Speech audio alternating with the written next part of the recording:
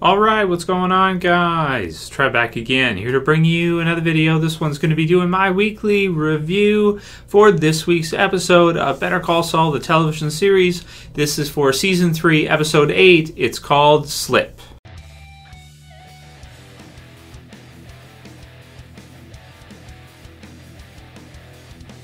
And spoiler warning as usual, if you guys have not seen this episode of Better Call Saul, you're going to want to watch it before you watch my review. So I loved this episode of Better Call Saul, especially the ending. It was fantastic. We saw some really cool prequel moments in this episode. And episodes like this, and this season overall has been incredible, but this episode in particular was really great because it included some of those moments that without them doing a prequel series we would never have gotten to see played out on screen. So in this one we see the first kind of handshake or working together between Gus Fring and Mike. So that was just so cool to see. Mike kind of goes to Gus and brings him the concern, which is that he wants to ensure his family gets the money should anything happen to him, and he knows that money, especially with the IRS, is something that you got to be really careful with. So Gus has got a really cool franchise where he can basically wash the cash, or he can kind of launder the money from his underground business to his presentable, Los Pollos Hermanos above ground business, so to speak. And, so he's an expert at this and how to kind of, because a lot of it, what they'll do is, if you have money like that, you don't want to keep it in cash, you want to put it into an account or something, but you don't want the IRS to get at it. If you had a business, you could bring it in as income and act like you sold something, and then you could, take that and then go ahead and, pay the tax on it so that you can actually keep it and put it into an account where it's more secure. So really cool that he brings that concern to him, but the best part about it is just to see the handshake between the two and the fact that this is like just the beginning of when they start working together. And that's really cool because, as we know later on from Breaking Bad, Mike becomes one of Gus's, right-hand men, and it really makes Walter White look more like a bad guy because you see this arrangement between them, and yes, what Gus does is wrong, and what some of the stuff Mike has to do is wrong as well. But it's one of those where they did have a good thing going, and Mike calls Walt out on it in Breaking Bad, tells him that he screwed it all up because they had a good system going where they all could have succeeded together, and Walt really didn't need to do what he did do. And I think the more that we've seen from Gus, it really makes Walt look more and more like a bad guy as things go through, because Gus himself, even though he can be cutthroat when he needs to be, he, for the most part, he's a pretty good guy. He's not that bad of a guy, and so long as you are, respectful to him, he treats you with the same respect back. He's a pretty nice guy for being like a drug lord.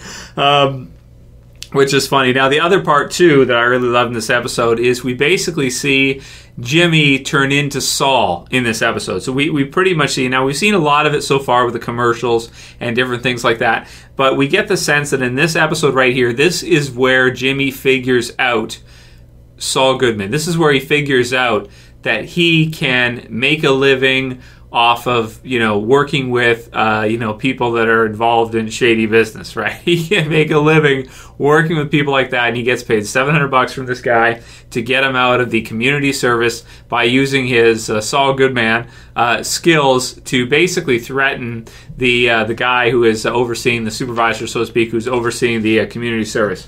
So I really love this scene. He lies back down. And it's very true, too, that lawyers have a lot of power because nobody wants things to go to court. If somebody is willing to go to court for something, I mean, it's extremely expensive. If you guys have ever gone to a lawyer, like even, buying a house or whatever you do, is very expensive. Their time is worth like a lot of money. So whatever you get lawyers to do, anytime you have lawyers involved, it's just cash, thousands.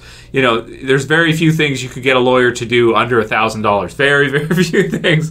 Or maybe in some cases under $10,000, depending on what it is, especially, divorces and things like that. Oh my God, it can be, crazy, right? Financial ruin almost for some people, depending on how it goes. So I really loved that sequence at the end there when we got to see Jimmy become Saul. Like this is like, and it's kind of like a light bulb goes off, and you kind of see it when he's like chilling there. Like, you know, we just see him becoming. It's like, okay, now he's pretty much Saul. It was that moment in time where we were like, okay, when is Jimmy going to become Saul? And I felt like this episode is where we saw that definitive, defining moment where he figured out that he's doing the elder law thing. But this is, you know, maybe even better, which is to, you know, to use his skills to help people that are involved with, you know, drug running and shit like this. Really good stuff. So I loved those two parts at the end, and those just killed it for the episode for me. A lot of different things in this episode as well, too. We had the beginning with the flashback sequence with the Indian head Penny, the cops coming by a couple times, and you know, him getting the plastic strip kind of case or bottle, so to speak. Of course, we don't know what that you know, what that means right now. We'll have to see, you know, what comes of that or what the purpose of that was. You know, I can't think recently if we've seen that or what importance that has. But we'll have to see how that is. If you guys have any insight, you can write your comments below whether or not we've seen him use that. I just really can't think right now of that. So we'll see what happens with that, and we see more flashback sequences like that with him and his friend, played by the guy who's also in Last Man on Earth, which is really funny. He plays Todd in Last Man on Earth. Frickin' Todd. So that's funny.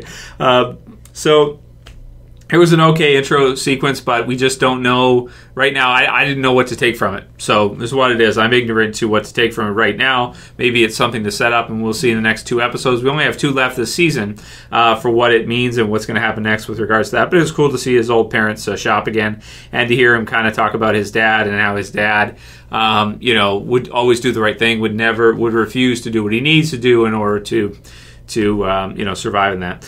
Then we've got Mike, who finds a dead body and calls it in, calls the popo. We've got Chuck, who basically does some cognitive behavioral therapy in this one, which was, I mean, good to see for him that he's doing well. It did look like he was almost ready to lose it there with the soy milk part, but he got through it, and then we saw him meet with Howard after, and possibly something with his malpractice insurance. So we'll have to see.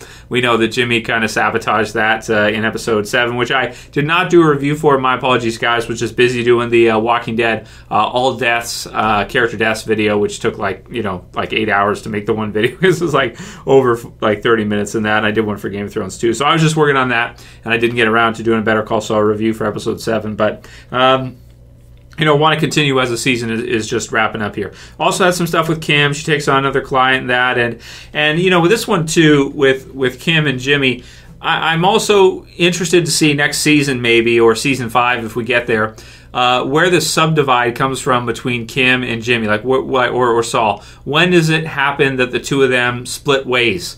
And I think with this one, with her taking on too much, like more than she can chew, because she feels kind of bad for Jimmy, and she wants to make sure that she has enough money for them to cover their expenses and everything.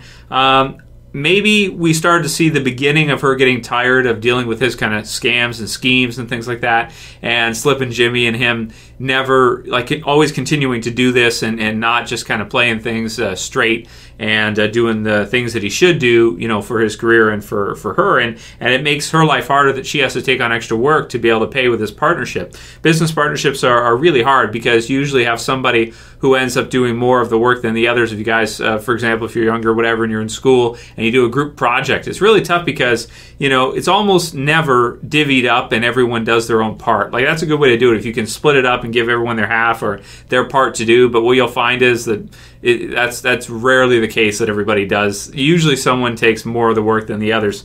And we could see that type of situation beginning here with Kim, and she may resent Jimmy for that, and eventually, you know, if stuff keeps happening with Jimmy, which it's gonna, you know, as he goes more Saulish, we'll have to see what happens with her, whether or not she's going to stay by him. And of course, based on what happens in Breaking Bad, you know, we can predict that something's going to happen to where the two of them are no longer on talking terms or are no longer working together. Maybe, hopefully, can be friends in the end, but go their separate ways. So we'll have to see what happens with that. Also, we get the stuff with Nacho, and he makes a really nice toss with the pills he switches for Hector. And you know, we're thinking at this time, like, okay, so what what are the pills going to do? Is he going to have a stroke and then maybe lose bodily function, that kind of thing? Is that what's going to happen? Maybe this finale we could see Hector take one of the pills and then have something really bad happen to him, almost die, and somehow be paralyzed by it. Like a stroke can paralyze you, right? I believe. So something like that. So we'll have to see what happens with that and how that goes. So, the only other part is the part with Kim and Howard, where they're like kind of taking their clients out for lunch and that. She tries to pay him back and he won't take it and everything, and he's doing damage control and all that for their reputation. I think it's kind of funny though, because most people are so glued into their work, they don't even like pay attention to stuff like that. They wouldn't even really know, if a firm like had something, like people wouldn't know. So anyway, but that's kind of how Howard is, that he'd make a big fuss out of it. We can see that that's definitely within character for him to make a fuss about it, whether or not it even really matters, one of those type of things. And they also dealt with kind of the reputation thing before, which does exist for a business. I'm just saying that majority of people don't even notice, like clients, or customers, they don't even notice stuff like that. So it's what it is.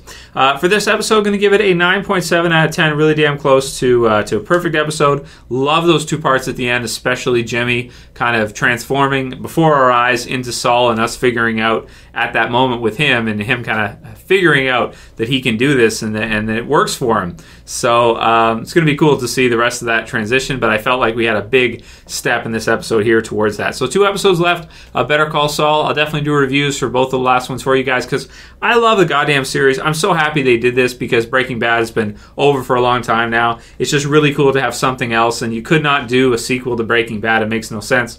So this is a really good alternative, since they can't really do a spin-off sequel. They can do like a prequel, so to speak. That'll be it for this video, guys. If you liked it, please thumb it up below. You can also share and favorite. And if you're new and you want to subscribe, bottom left to subscribe. That'll be it for this review. I'll see you guys again soon for another. As always, it's Trev, and I'm saying peace. Later, guys. See you soon.